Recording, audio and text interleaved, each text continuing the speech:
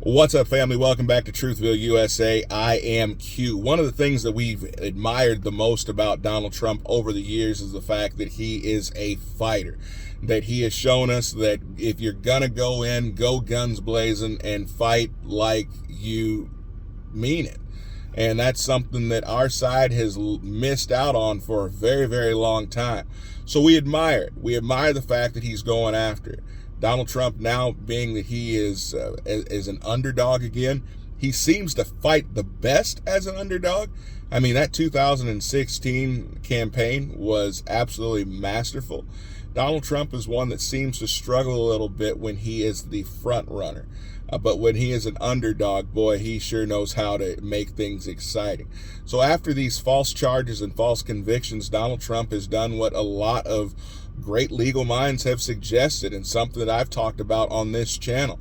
The fact that he needs to go directly to the Supreme Court. Now, there is precedent for that, as we saw with George Bush and Al Gore when deciding the Florida hearing that took place there and the ruling in Florida. George Bush was able to go straight to the Supreme Court. Now, that was in large part because the future of the country was in the balance as it pertained to who was going to run the country, who was going to be the next president. But in some ways, we're dealing with the same situation here, are we not?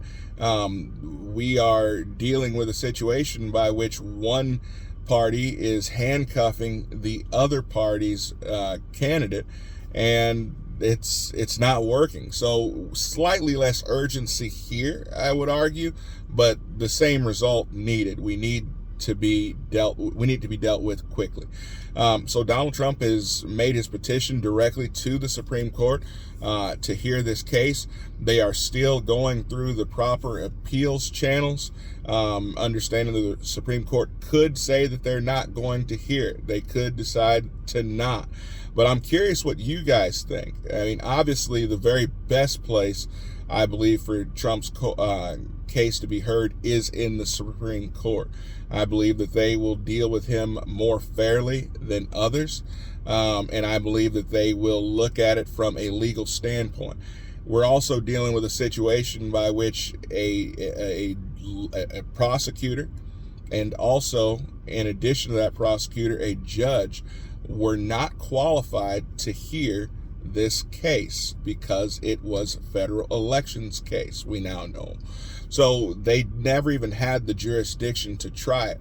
So that is something I believe that the Supreme Court would be very interested in hearing, and amongst other things, because they've already made it very clear that they do not want the states interfering in federal election matters. And we saw that with the Colorado case earlier this year, in which they tried to take Trump's name off the ballot. So we're dealing with a lot here, but I like the fact that Donald Trump's going straight to the top. I'm curious, guys, do you guys think it makes it all the way to Supreme Court, or do you guys feel that the higher courts in New York will overturn this before it gets there? Or do you think that the Supreme Court will even take it? Make sure you guys comment below, guys. Like and share. Guys, if you guys are not yet subscribers, make sure you guys push the little subscribe button. I'll see you guys next time. Be blessed.